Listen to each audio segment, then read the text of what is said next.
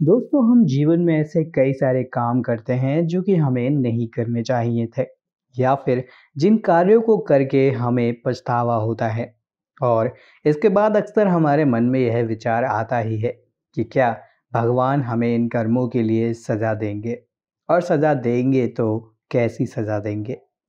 ऐसे ही कुछ सवालों के जवाब हम जानने का प्रयास करेंगे आज के हमारे इस वीडियो में भी। दोस्तों, आज के समय में अगर कोई व्यक्ति चोरी कर रहा है तो चोरी करने की उसकी क्रिया दृश्यमान कर्म है। इस कर्म का फल इस जीवन काल में ही मिल जाता है, उसे बदनामी और सजा दी जाती है। लेकिन दोस्तों, ये भगवान नहीं है जो कि उसे सजा देते हैं। ये उस देश की न्याय व्यवस्था और कानून का कार्य होता है। भगवान भी हमें ऐसे कर्मों के लिए सजा देते हैं। तो इसका जवाब है कि भगवान कभी किसी को कोई सजा नहीं देते, ना ही वह किसी को इनाम देते हैं। हमें जो दंड या पुरस्कार मिलता है वह सब हमारे अपने कर्मों का परिणाम होता है, और यह परिणाम हमें प्रकृति देती है।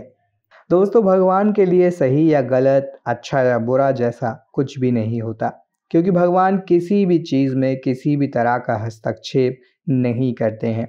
हालांकि भगवान को सर्व सत्ताधीश माना गया है, जो हमें दंड देते हैं जब हम दोषी होते हैं। ऐसे में हम भगवान के प्रति डर से जी रहे हैं। भगवान से डरने के बजाय हमें हमारी गलतियों से डरना चाहिए, जिसकी वजह से हमें दुख और सजा भुगतनी पड़ती है।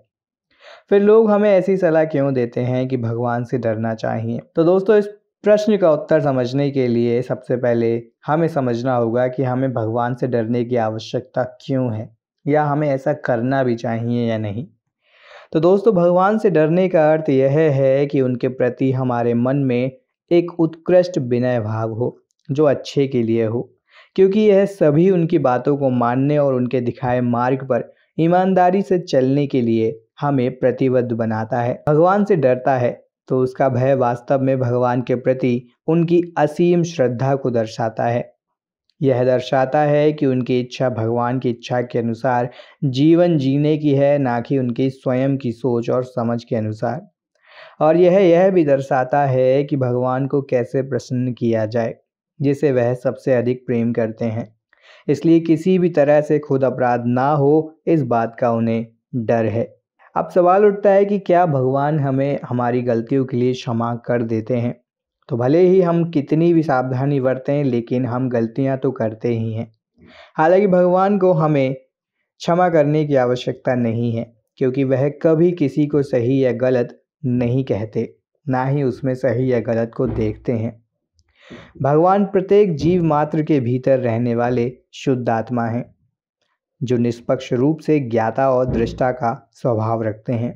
लेकिन क्या आप जानते हैं कि प्रतिक्रमण करके क्षमा मांगने के 3 चरण के दृष्टिकोण को अपनाने से भगवान की साक्षी में हम अपनी सभी गलतियों को जड़ से खत्म कर सकते हैं और उनसे छुटकारा भी पा सकते हैं जो हमें दुख पहुंचाती हैं। तो आइए जानते हैं कि कैसे।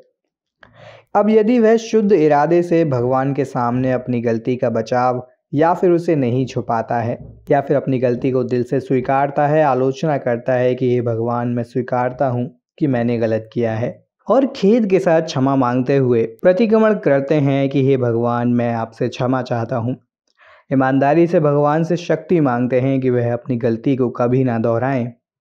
ऐसा निश्चय करते हैं, हे भगवान, कृपया मुझे फिर से चोरी ना करने की शक्ति प्रदान करें, या मुझसे ऐसा कार्य दोबारा ना हो।